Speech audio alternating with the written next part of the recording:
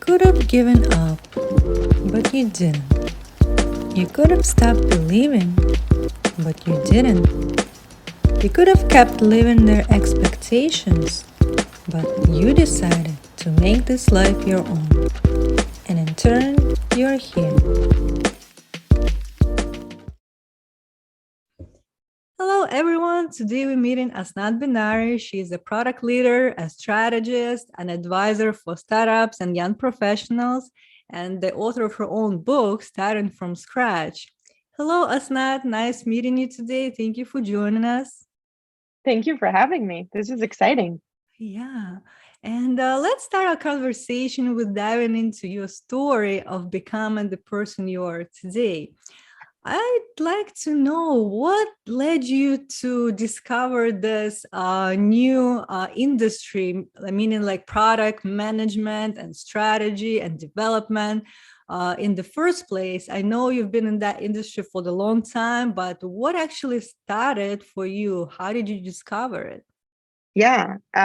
Well, I didn't even know this job existed when I first got the job, but I had a different job and someone else in the organization. So my job was a corporate trainer. I was working for a tech company, learning their products and teaching their clients and their employees about how to use their product.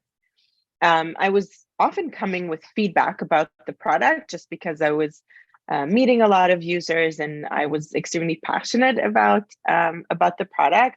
And then I was bringing the feedback to the product organization, which one day someone on that team said, "Hey, you have a lot of ideas and you really care about this. How about you join us?"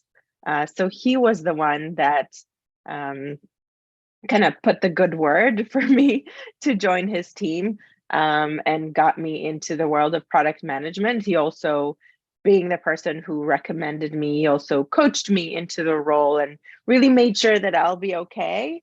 And I think that early on in my career, thanks to him, I really learned what it means to have a sponsor inside the organization, having someone that really trusts you, believes in you, and supports you, and really kind of brings you forward, brings you to the a better place in the organization, and that's a lot. It's something that I keep talking about both when I coach as well as in my book, that having someone internal but also maintaining that relationship will always come through. It will always be, always come back.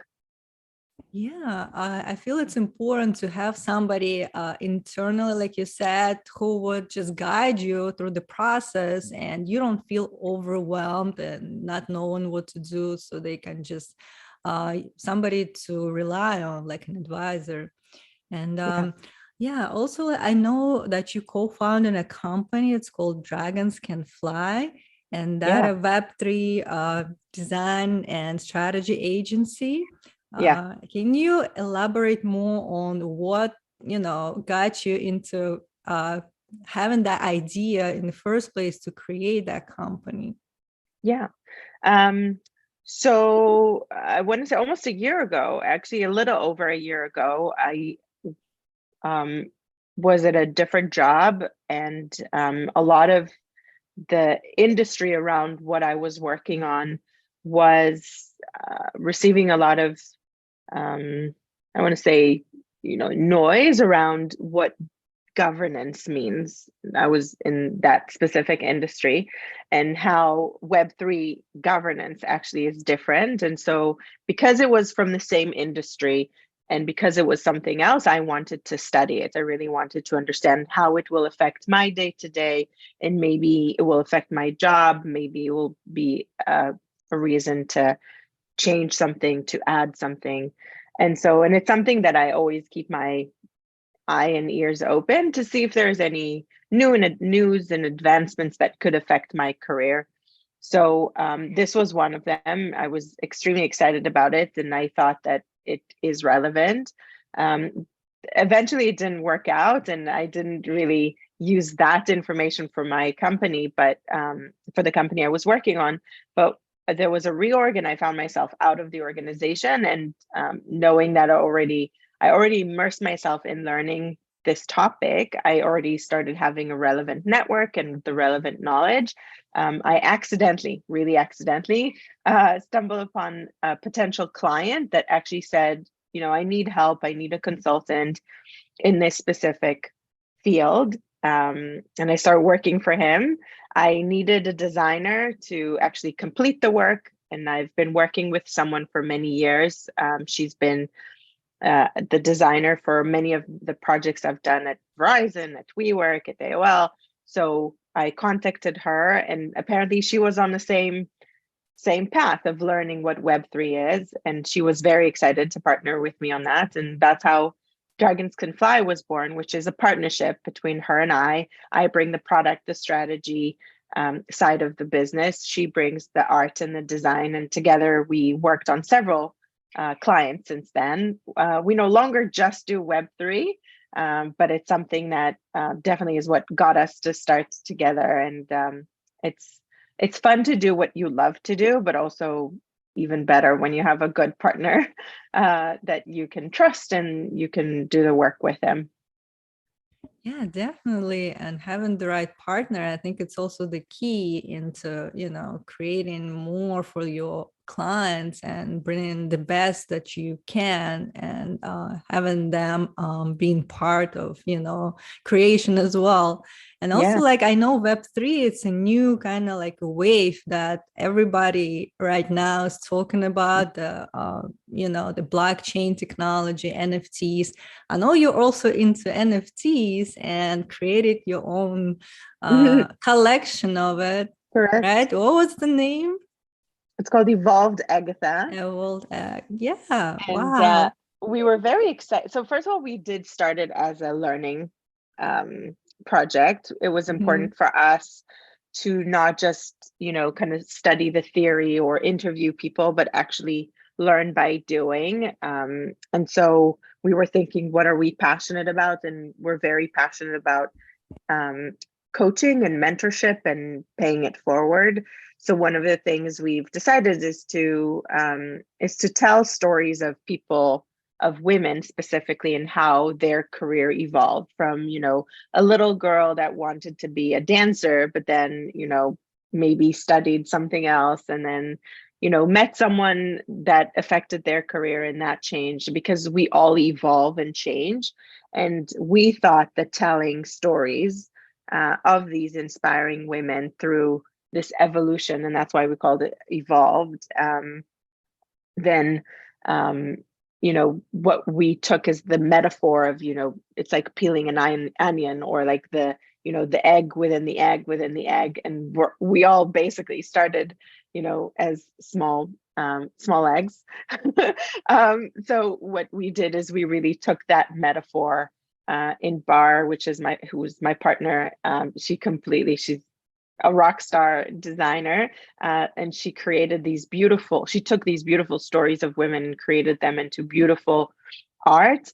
And I did the roadmap, I did the copy, there's a lot of like hidden humor in Agatha, because she talks funny. Everything is exciting and extravagant. Nice. So we took that direction, and but it was mainly for us to be able to learn, but also to be able to tell our clients what we can do. So, anything from actually thinking about something and actually bringing it to life, to the execution, the design, the smart contract, everything that it required. It was a fun project. We loved it. And we also loved meeting these women that tell their stories of, someone wanting to be something completely different, but, she met a sponsor and then something changed, or, she met someone who completely, affected what she studied at school. Or she decided to take a break and all of a sudden got exposed to something. It was a beautiful collection of stories of women that are inspirational to kind of the next generation of women leaders. Yeah, I love the idea. So each piece, it represents a specific woman, right? Yeah, And it has a story behind it. So once you yeah, start opening, you will see how it evolved from like being a Exactly. small child into like that woman who she is right now and what happened along the way. I think that's Yeah, very, exactly. And what yeah. we really found is that there's a lot of, when you come and you introduce yourself, Hmm. you introduce yourself as who you are right now. And if you had the chance to really tell your story, to really tell the story of what you were before, the highs, the lows, but also what you want to be in the future. And so if you had the chance to really present yourself as that, open collection of dolls that we created, it would have told a more holistic story of who you are.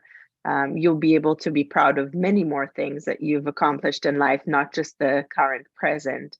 And you'll also be able to talk about your dreams and aspirations and what you want to be, what your next version um, wants to be. And we thought it was inspirational for women to actually come and say all of who they are and all of what they are versus only what they are right now in that moment. Yeah, and I see how it could be inspirational for others to have that connection with women, being like open and vulnerable by telling their stories, and they know they're not alone in that journey, so Absolutely. they could connect on that level and see themselves even there, like, and be kind of like ready to talk about it. And I know you're Yeah. the advocate for mental health in the workplace. Yeah. And I feel like it's becoming like more of a kind of like topic that people talk about.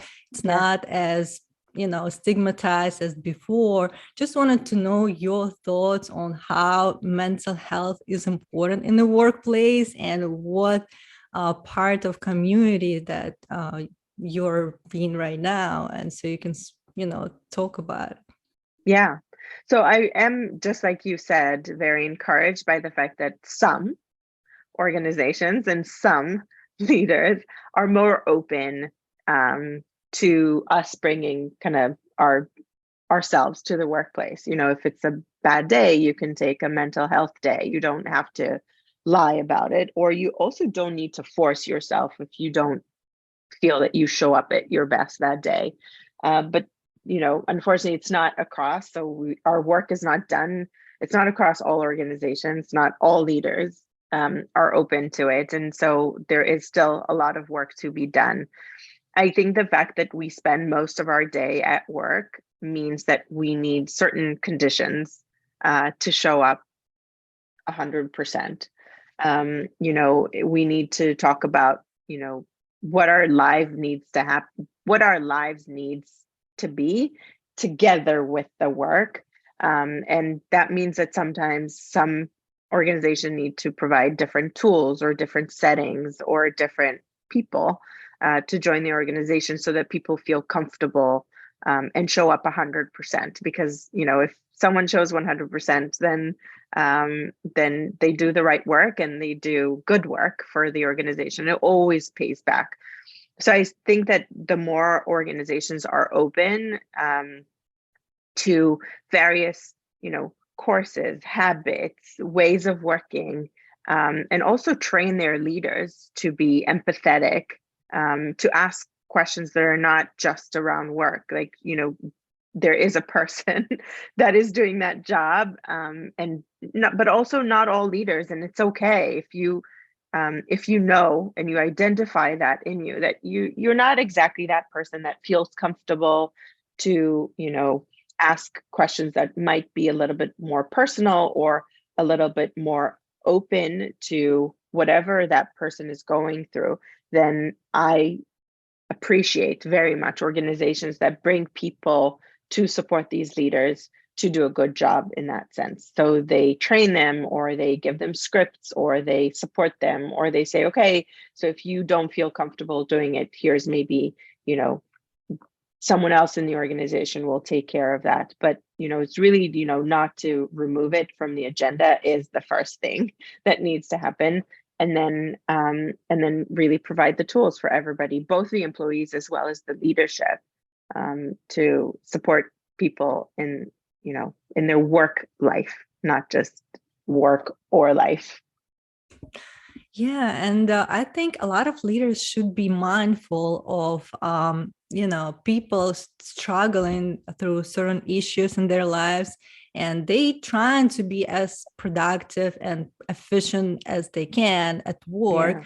But if something going on is just, it's distracting for them, and maybe they struggle and they in pain, you don't know. You have to kind of be willing to ask, and it should be like part of a daily routine, kind of like check on that person regularly, have a conversation, not in the formal kind of settings, but more Yeah. like friendly, so people feel safe to share with you what they're struggling with. And if they need any type of help, like you said, tools or maybe some other people on the team, so they can Yeah. just ask for it, but they need to have that connection, communication established, so they know there is like, it goes both ways. So they've been heard. Absolutely. And also to provide the tools for, some Yeah. people do it organically, and some people don't. And some people need to be trained, like anything else in life, right? Some people, Right. just know how to do things, and others just need to learn it. And to provide those tools to both sides, both to ask for help or um, to get self-help Yeah. through various tools and resources. That's, that's how you do it in a workplace. You can't just provide one solution and expect it Mm-hmm. to fit everybody. Some people need it to be, you know, that someone will be a middleman and will deliver it, and other people need, they just want to do it privately. And some people are more aware than others. So, to provide the variations so that each person can find themselves in that supportive environment is important. Yeah, very important. And like you said, it's not one size fits all. You have to be No, mindful, yeah, of different type of approaches, so it hits home for everybody, and we kind exactly. of like find a mutual solution for the benefit of all, and move forward with the organization. And actually like having that culture, where everybody's thriving and healthy, mentally, physically, that's important for the Yeah, organization to grow. So, definitely. Definitely. yeah. And I think we should now go into your book, which is called Starting from Scratch. And I wonder, what was the inspiration to start writing that book, and what is it all about? People Yeah. would like to know if you can share with us. Yeah, absolutely. So I started writing the book 2 years ago, but I think it's like about 6 years in the making, me Mhm. kind of saying, okay, this belongs in the book, this belongs in the book. One day I'll write a book. And I actually, as a teenager, I liked writing. So writing comes easy to me.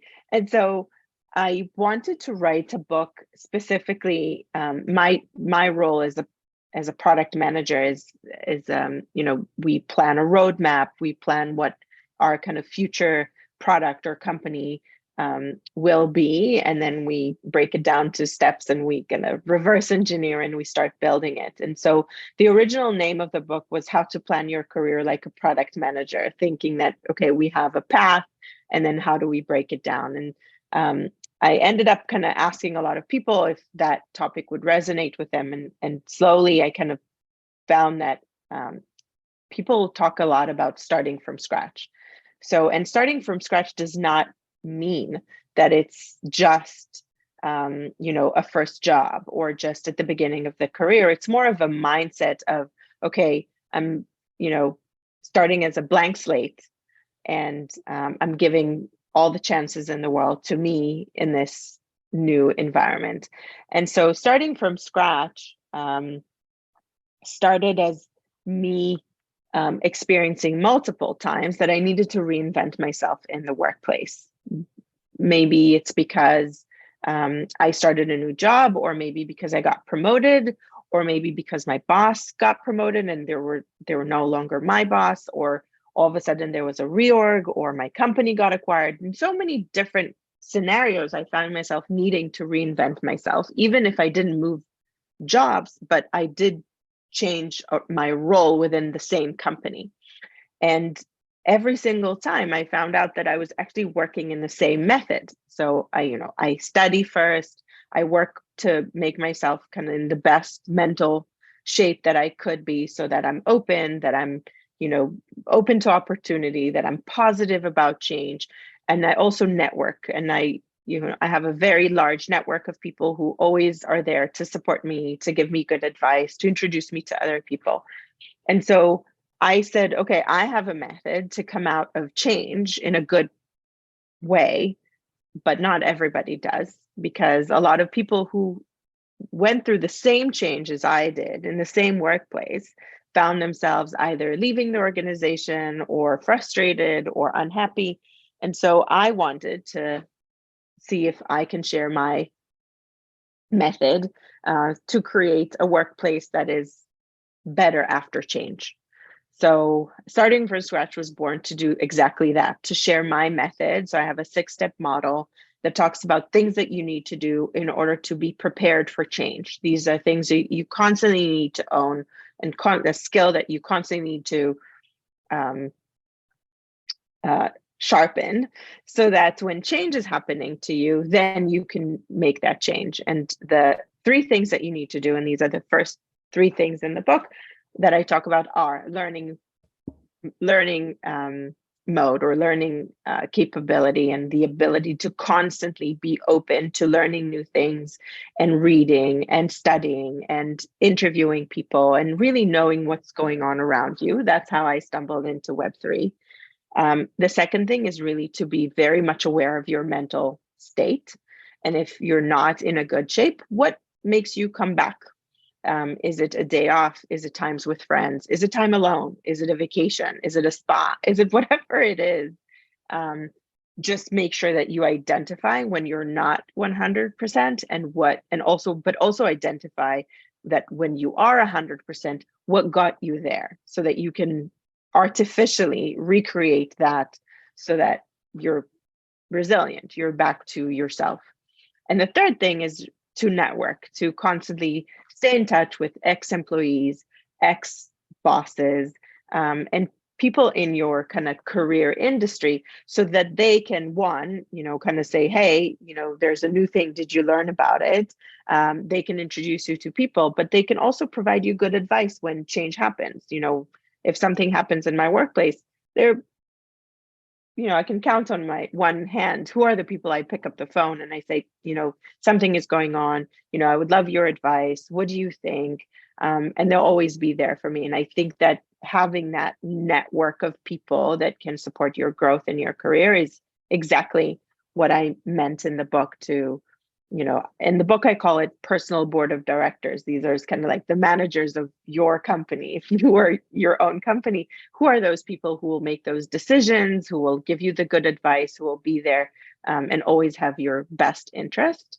And so these are the 3 things that, and then when change happens is the 4th step is really to create your role model. Like, what is the path? Where do you want to go? And, there's this picture that is very famous of like a little kitten looking in the mirror, seeing a big lion. And it is exactly that, right? Like, what is the future you that you see?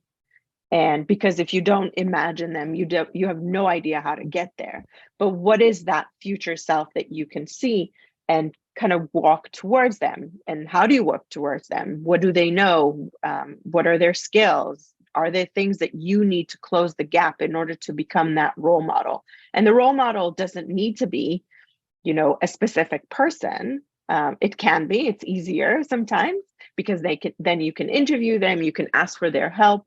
But if you don't know who that person is, and it's kind of like a collection of people that you admire or a collection of things that you want your future self to be, then you need to unpack that into things that you need to learn and add to your toolkit so that you can become that future you. So step 4 is looking towards that person, and 5 is really closing the gap. Closing the gap, and I in my book I do this as a written exercise, is also my medicine to imposter syndrome, because when you have a list of things that you need to know and you started closing the gaps, and slowly you become that person, and you have a written list that says, yes, I've done that, yes, I know this, then I think that you come more equipped and you're less afraid of kind of the next big step or the next big jump for yourself. And lastly, the final step in my book, I talk about packing baggage, like not taking any bad experience to the next step, because reframing bad situations can help us, one, interview for the next job. Someone can say, let's say I was laid off from my past job, and someone will say, okay, so tell me about your your previous job. And I'll say, oh, I was laid off. Versus, it didn't work out and I was laid off, but I'm so grateful that I learned to do X, that I met, John and Sarah, and they're now my personal board of directors. Reframing any bad situation can bring so much awareness to the new person that you are now. Before a specific event, you were not equipped to deal with that event.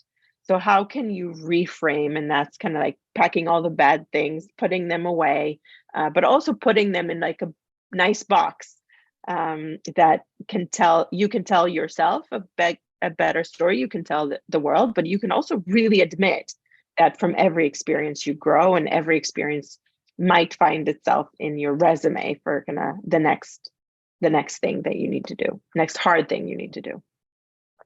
Right. I think that's a perfect model. Like, it breaks out all the steps that you need to go through in order to adapt in a new situation, whatever that is for you. Like you said, even within organization, something could happen.